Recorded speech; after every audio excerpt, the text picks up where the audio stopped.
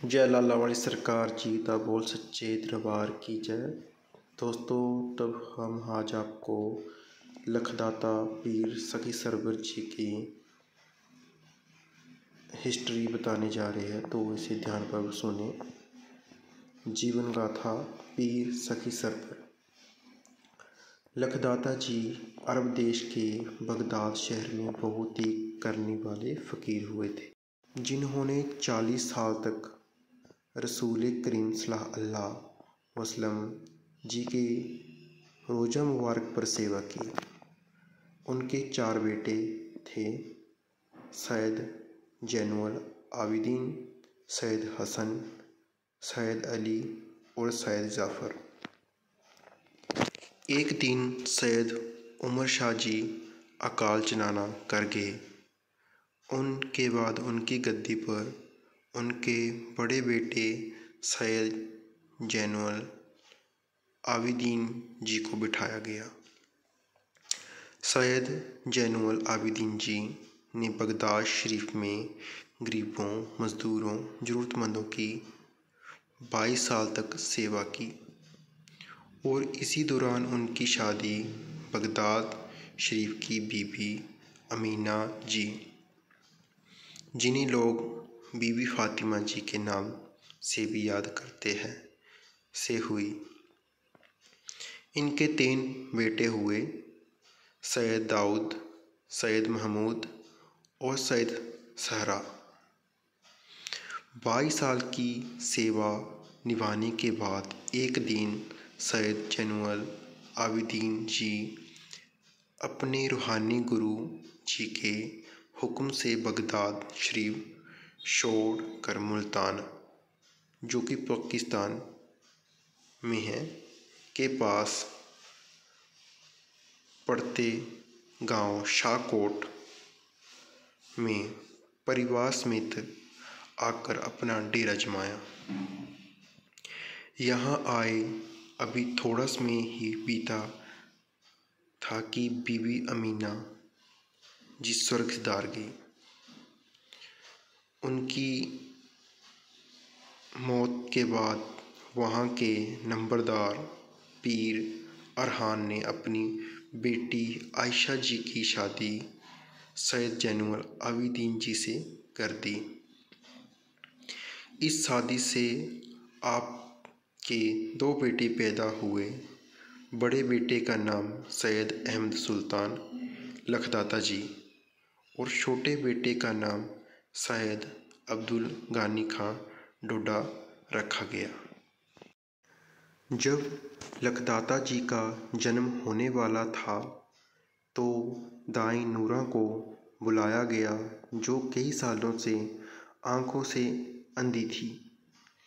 जब लखदाता जी का जन्म हुआ उस वक्त एक बहुत अजीबोगरीब करिश्मा हुआ।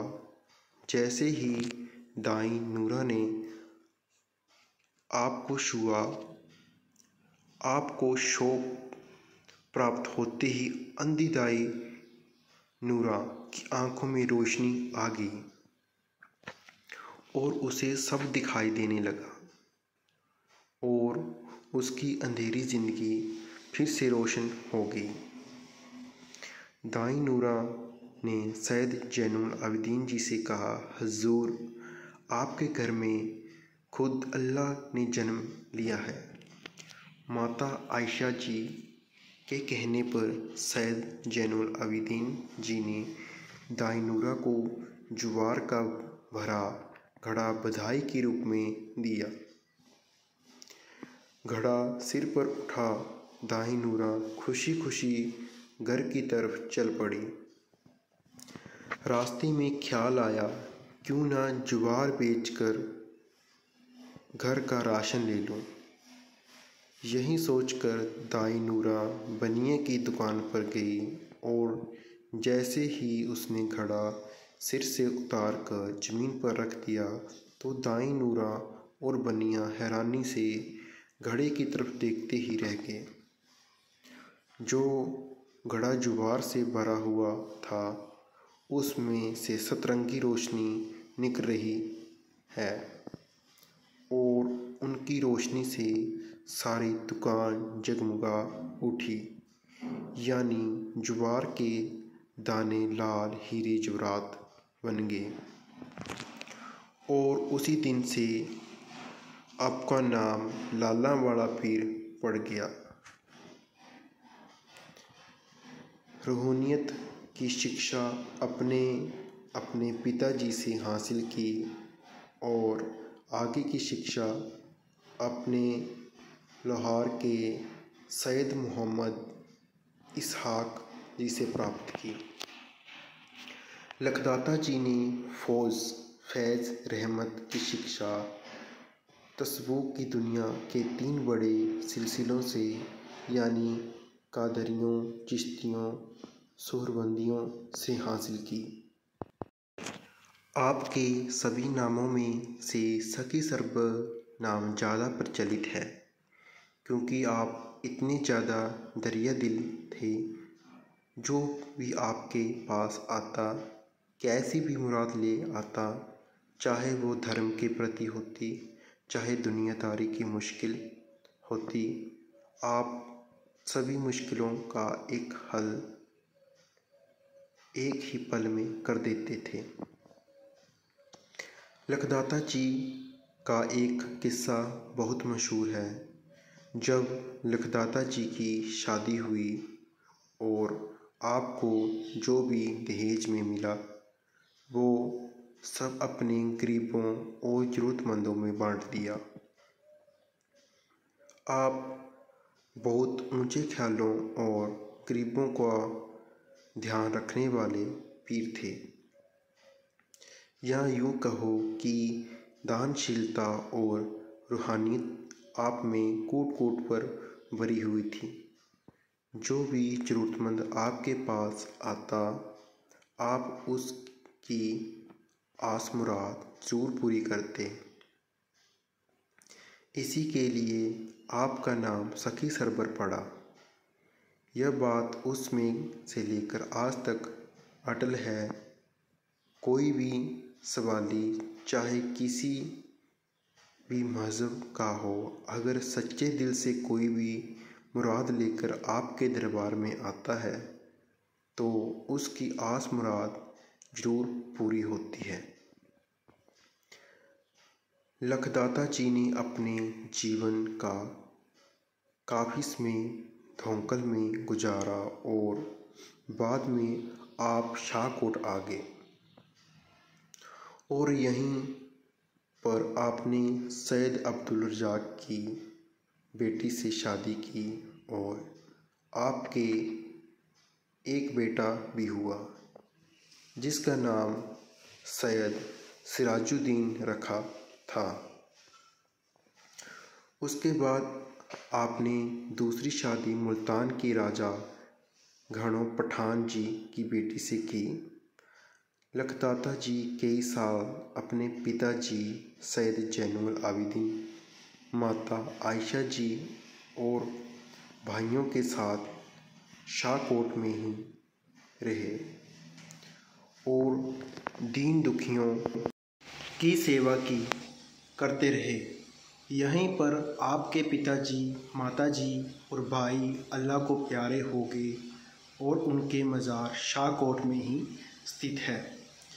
एक के बाद एक करके आपके सभी रिश्तेदार अल्लाह को प्यारे हो गए और आपने शाहकोट को छोड़ने का मन बना लिया और एक दिन आपने शाहकोट छोड़ दिया और गांव निकाहा की तरफ रवाना हो गए, जो मुल्तान से लगभग 60 किलोमीटर दूरी पर है। जब आप निगाहे की तरफ रवाना हुए तो उस वक्त आपके साथ आपकी पत्नी बीबी बाई और आपका बेटा सैयद सिराजुद्दीन, जो सैयद राज के नाम से भी प्रसिद्ध है, वो के छोटे भाई खान डोडा जी के भी आपके साथ थे। और इसके अलावा उनके 4 साथी भी थे। वहीं 4 साथी जो यार मियाँ नूर जी, मियाँ मोहम्मद इसहाक, मियाँ उस्मान जी, मियाँ अली जी, वो भी आपके साथ निगाह चल दिए। लखदाता जी ने जब शाह को छोड़ा तो उन्होंने अपना सब कुछ छोड़ दिया, यहाँ तक कि जो भी उनका सामान सब कुछ वहीं छोड़ के, खेत वगैरह सब कुछ खलिहान वहीं छोड़ के और निगाह आगे लखदाता जी ने गांव निगाह में आकर डेरा जमा लिया और यहीं पर एक झोंपड़ी बनाकर बाकी की सारी ज़िंदगी खुदा की इबादत करते हुए, गरीबों, मजलूमों और ज़रूरतमंदों की सेवा करते हुए अपना जीवन निछावर कर दिया। एक बार लखदाता जी ने कुछ राहगीरों को अपने मुखबिर से वचन किया कि चाहे कोई भी फ़कीर या चोर, राजा या रंक, एक दिन सबको दुनिया छोड़कर जाना है। फ़र्क सिर्फ इतना होता है कि इंसान का जाना और मरना होता है, और जो पूर्ण फ़कीर संत गुरु होते हैं उनका आना जाना होता है और अपनी मर्ज़ी से आते हैं, जाते हैं, अपनी मर्ज़ी से जाते हैं।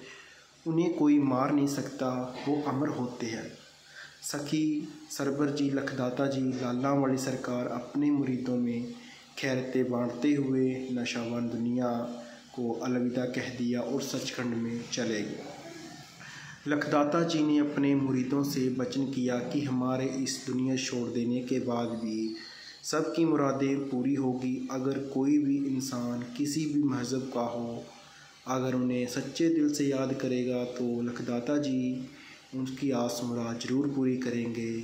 समय के हुक्मरानों ने देश का बंटवारा तो कर दिया, लेकिन वे लखदाता जी के मुरीदों की श्रद्धा बंटवारा नहीं कर सके। इसीलिए आज भी दोनों देशों हिंदुस्तान और पाकिस्तान में लखदाता जी के नाम के मेले लगते हैं और चिराग जगते हैं। थैंक यू दोस्तों। तो आज हमने आपको लखदाता जी का इतिहास सुनाया। आगे भी इसी तरह हम आपको नई नई स्टोरी लेके आएंगे, और हमारे चैनल को ज़रूर प्यार देना और सपोर्ट करना, और ज़्यादा से ज़्यादा चैनल को शेयर करना। दीवाने पीरां दे बोलो, जय पीरां दी, जय पीरां दी, जय पीरां दी।